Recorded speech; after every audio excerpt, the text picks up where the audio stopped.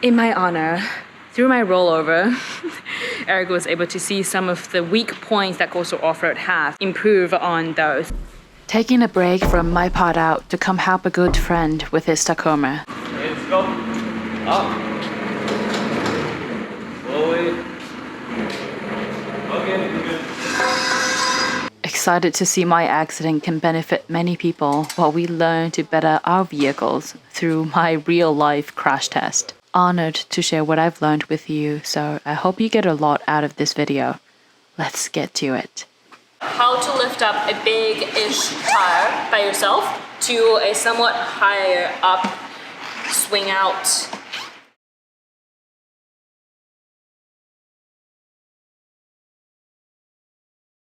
A quick update on the cruiser. So I took all of the interior pieces out. Let me know if you want anything before I throw them into the garbage. If they're smaller pieces, I can mail them out. Somebody asked for a jack compartment, factory jack compartment lid. Those things I can mail out for sure. But otherwise, those are just going to the garbage. So let me know if you want a piece of my cruiser in your car. And today we are actually doing something different. We are visiting my friend in the fabrication shop who made my Coastal Offroad Bumper. He is working on another Coastal Offroad, or has been working on that one since before mine started, and absorbed a lot of information from the building process and my rollover, so he can use those on the reinforcement of the one he's working on right now. I'll show you guys what that came out as, and he actually needs some help with his Tacoma, so we're going to help him out with that. Some little tiny clips thing. Let's go.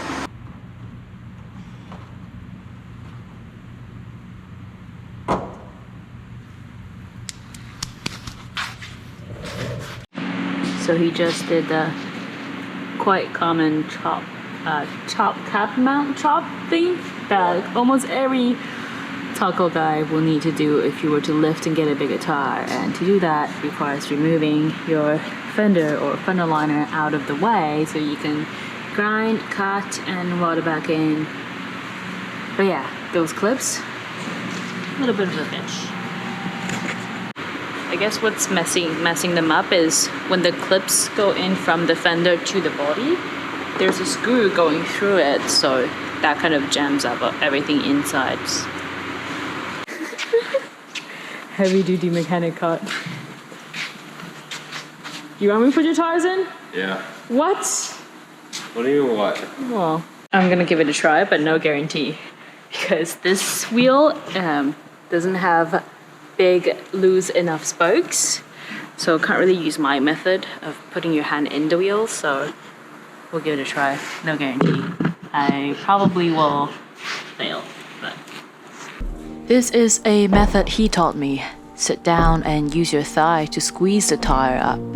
Align the studs with the wheel. Where are we? Okay, there.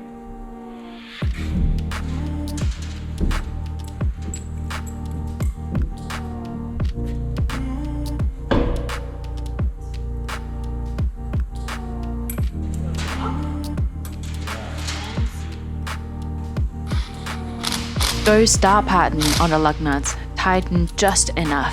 We'll torque them once on the ground later. Just to show again on the other wheel. Sit down nice and close. Use the legs to lift and guide the wheels with your hands.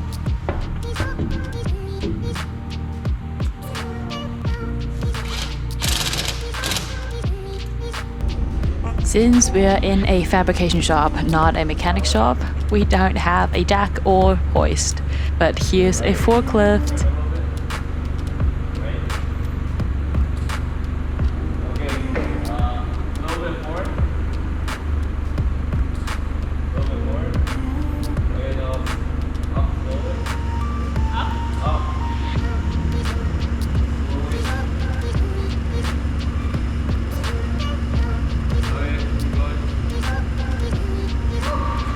Go. Up. Slowly. Okay, good. Holy shit! I have so much like weird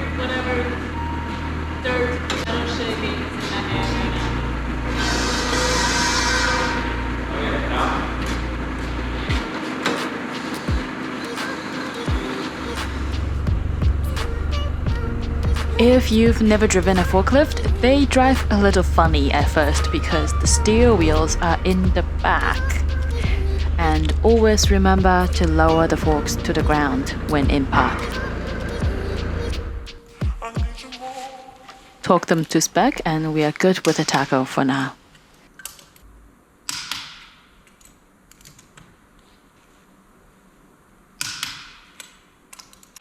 Okay, if you recall my Coastal Offroad rear bumper, the construction of it, how it comes to you when you order it, that actually comes in pieces with an instruction sheet, and then you will have to put it together, weld it together, and paint it yourself. So that's sort of like a Lego kit for your bumper sort of thing. How it came about, or how mine came about, was this goes back to, I guess, late summer 2020. I was talking to Chris on Instagram about this brand. He ordered a set, and then Eric was doing his welding. That's Eric. And so he introduced Eric to me, and I sort of had a trip planned that was in a time crunch. He finished mine in 3 days, so I could get out and went through the Rockies with that bumper setup. So yeah, it was like a really, really killer deal. Whereas Chris's, he got his before mine, and it's only coming to test fit, I guess the final test fitting now. Almost 2 years, I would say. Year and a half, 2 years, 20, yeah. And there's some changes. The good thing about building it yourself is just you can adapt and fit some other things you like and then adjust some things you don't like. He really took his sweet time, and in my honor, through my rollover, Eric was able to see some of the weak points that Coastal Offroad has and then improve on those. So I'll just show you some of the things that he did.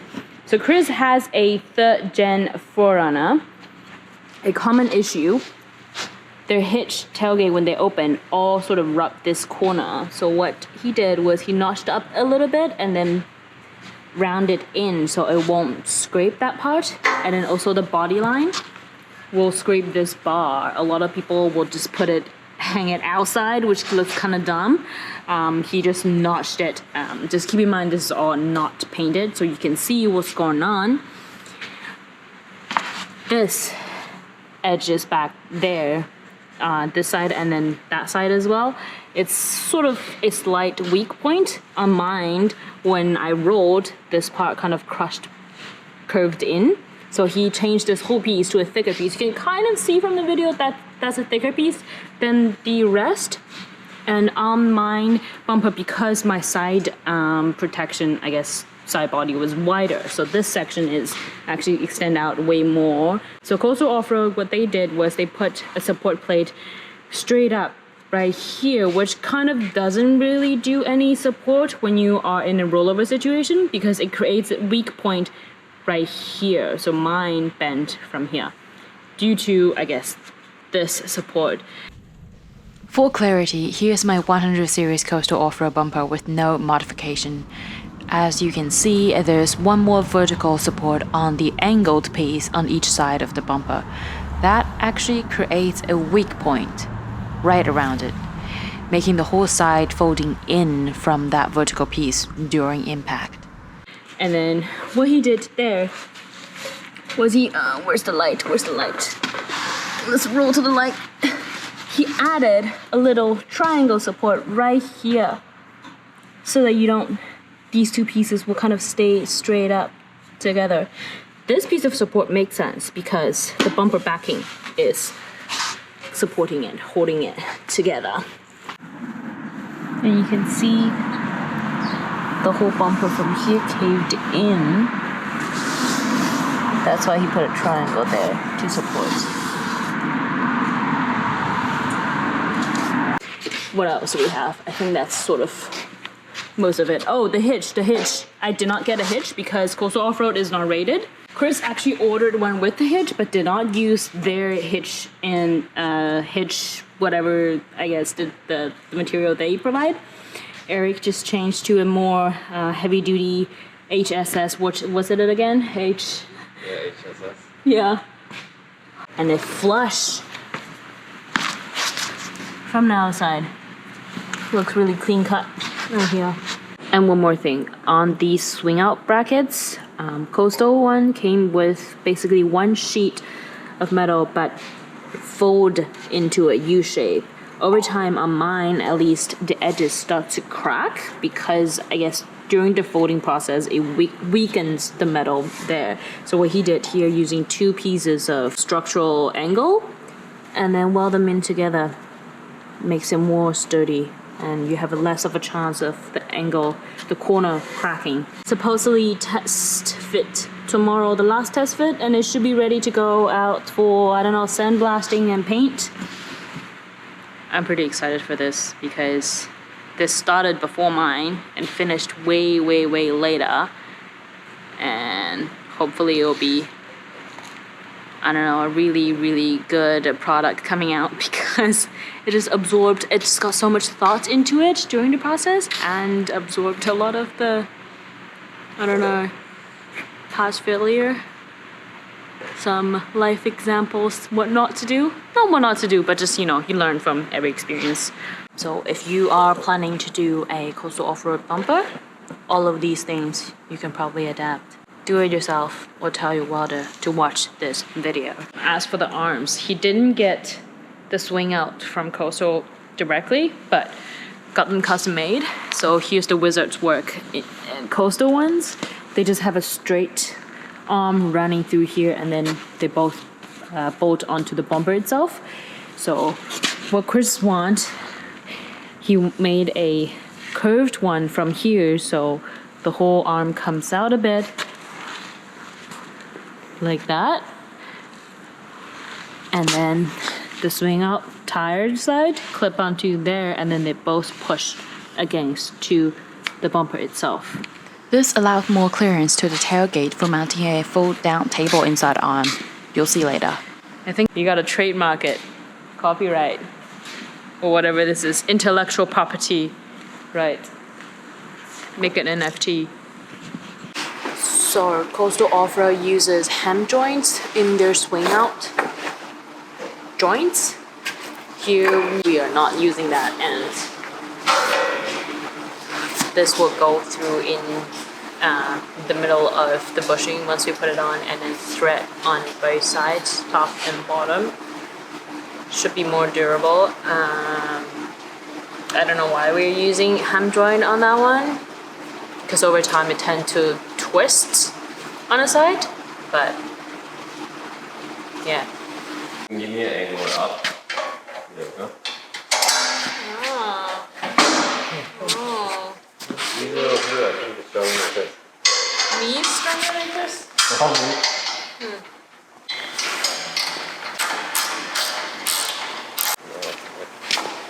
Here we go. Easy peasy. Okay, just to show you the detail of how this joint works. Axle inside the bushing there, and then we have to sort of align it with the shim first. The shim, separate piece, then the bracket itself. It's for the slide pin to slide on. You can already see it's polished up a bit. And then once you align them, spin it in, top and bottom bolt down. And how this works is, I don't know if I can do it one-handed. Lift the pin up, and then, oh, there we go. And then you can see how it just slide on this piece of shim until it hit the other hole. Now we lock in place, open. Because my swing out, it doesn't have a locking position when it's open. So if you're on sort of a tilted angle, it will come back and swing close on you, which happened on me. Whereas in this case, you can add basically a little lock, and it also prevents it from going back way too much and eventually hitting your bumper. That had happened on mine as well. So if you have a coastal off-road, take notes. If you're building one, take notes. Show you again on this side. Pin comes up, glide through the shim, click, close. not going anywhere. Very cool. And then the latch, instead of bolting it onto the bumper, which is how normal coastal off-roads are, because the arms and bumpers are flush. But sometimes when the hook is on the bumper, the handle will be on the arm, and sometimes it pulls things way too much. So what we did here is the latch onto itself. The swing outside, one side latch onto the other. And there's a locking pin to prevent it from unlocking itself when you're on bumpy roads, which had happened in my situation. Alright, so how to lift up a big-ish tire by yourself to a somewhat higher up swing out spare tire holder. You will want to line up the bolt with the holes, 2 on top if you want the letters to be straight up. Have it standing up so you have the 2 with 2 on top ready. Grab into the spokes. This is where I don't get if you have like a round dish, then I don't know how you would do it. Hinge it onto your hip and then lift it up with your body. Slowly push it in, line it, and on. Coming down is the same idea. The key here is to brace your core and never bend or lift with your back. Use those abs for upper body stabilization and hinge from the hip.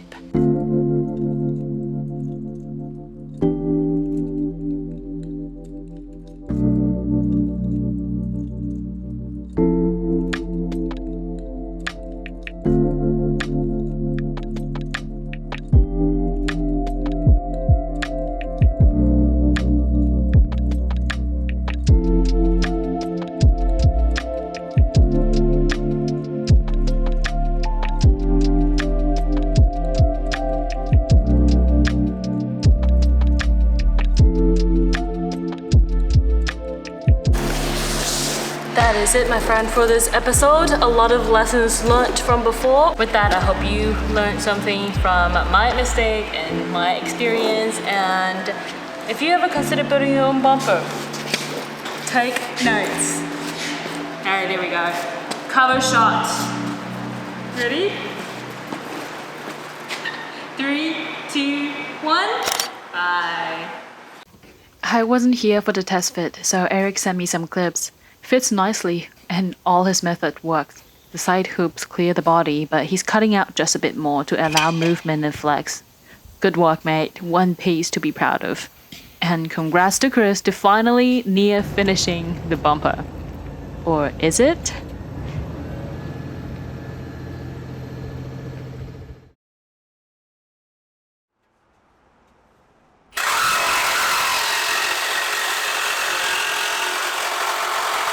That's easy now. That's perfect. I think let's spin it. Let's see if we can spin it. Yep.